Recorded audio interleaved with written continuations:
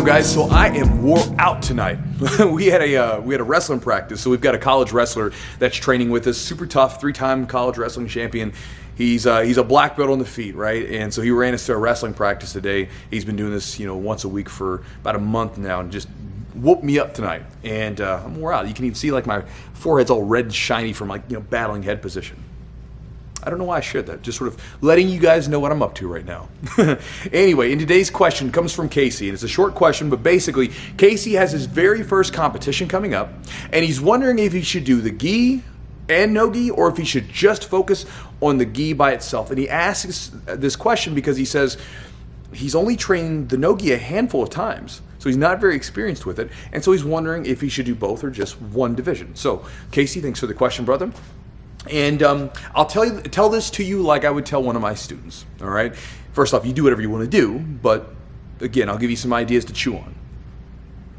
The first thing I would think to get you to consider is think about when you use a technique in the gym. Think about, maybe this has probably happened for you by now. Think about using a technique for the first time and it feels kind of awkward, right? Doesn't feel very comfortable. And then after you drill the technique a lot more and you get lots and lots of reps with it, it becomes smoother and easier and just, it flows much more naturally, right? Well, the same thing happens with competitions. When you first start doing competitions, it's going to be nerve-wracking. It's not going to flow very well. You're going to probably feel like your game's not quite as good as it is in the gym. All these different things are going to be going on. It's a whole new experience to be experienced. And it's going to mess with you a little bit. It's normal. Now, the more you compete, the more natural that whole process is. And so you want to get the reps, essentially, with matches. And so I always tell my students, get as many matches as you can, do as many divisions as possible, because you want the experience. Again, part of competitions, you compete, yes, but it's a part of the greater whole of jiu-jitsu. You're competing to make your jiu-jitsu better, right? And so, because again, you may not compete forever. Probably, right? But your jiu-jitsu can be benefited from the competitions, and so you want to compete to make your jiu-jitsu better. And one of the things that you want to do is get that experience, because it'll make your competitions better in the long run. And also, this is something that we were talking about tonight with the wrestlers and stuff. When wrestlers get into jiu-jitsu, one of the advantages that they have is that they have competed a lot.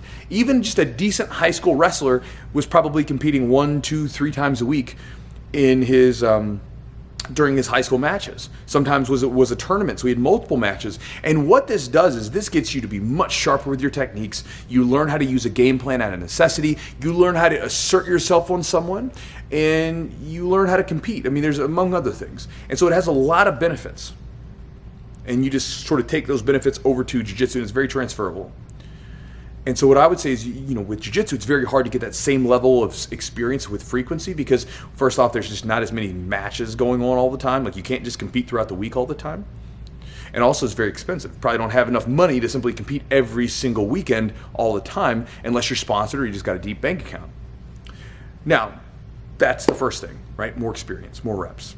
The second thing is, in my very first competition, I was a white belt, right? And I competed almost 7 or 18 years ago to the day. Today, I was thinking about this because I competed in July back in 2003, right? Crazy. Time flies. I'm getting old. It's where all the grays and stuff are starting to kind of show. But anyway, with that said, I didn't want to do the gi division. I was a wrestler, been doing jiu-jitsu for like 2 weeks. I didn't want to do the gi division. I didn't even know how to stand in the gi.